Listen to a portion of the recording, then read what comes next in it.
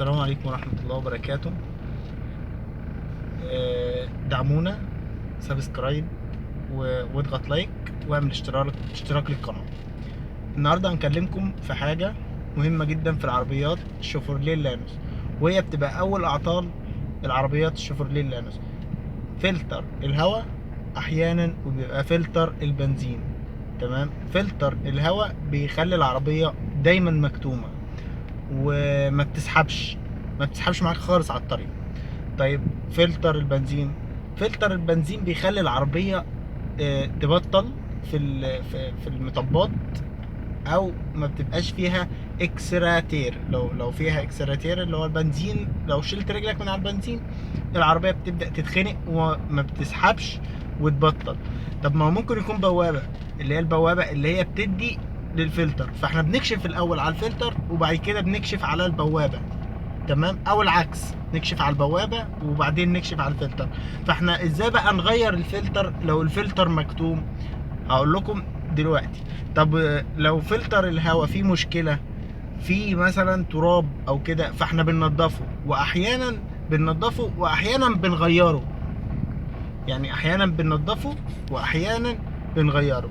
طب لو غيرنا فلتر البنزين وفلتر الهواء وبدأت العربية صوتها بقى كويس وبقت بتسحب على الطريق وبتجري، يبقى كده ما عندناش مشكلة خالص في البوابة اللي هي بتطلع بتطلع بنزين للفلتر البنزين وللبوابة الانجكشن. طيب هنيجي نروح مع بعض دلوقتي نشوف الفلتر الهواء وفلتر البنزين. يلا بينا. ده فلتر الهواء اهو، ده فلتر الهواء. احيانا فلتر الهواء ده بيبقى كله تراب وقرف، فاحنا بننضفه بكمبروسر الهواء. نجيب كمبروسر الهواء في المغسله ونبدا نشيل منه التراب. طيب لو ما تشالش منه التراب، هو اصلا رخيص يعني مش غالي فبيتغير. ماشي، بنقفله كده كده ونبدا نقفله بالمشابك كده. المشابك دي 4 مشابك. طيب هنبدأ. ده الموتور، تمام، شوية بس.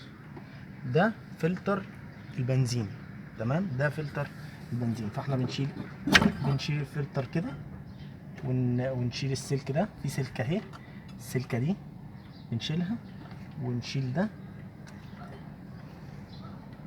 هيجيب عنا بنزين دلوقتي كده. فلتر ده بنشيل دي، مش راضية تتشال عندي عشان خاطر اهي كده. بنبدأ نشيل دي ونشيل التانية،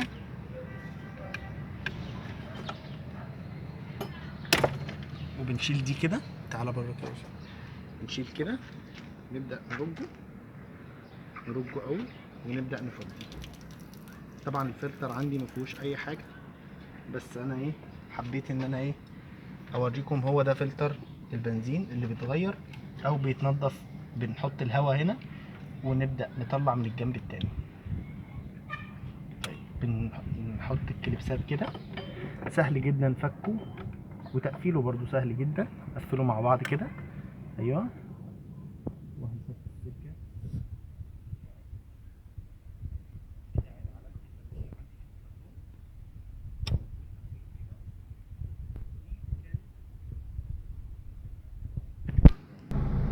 ودي كانت الفيديو بتاعنا النهارده.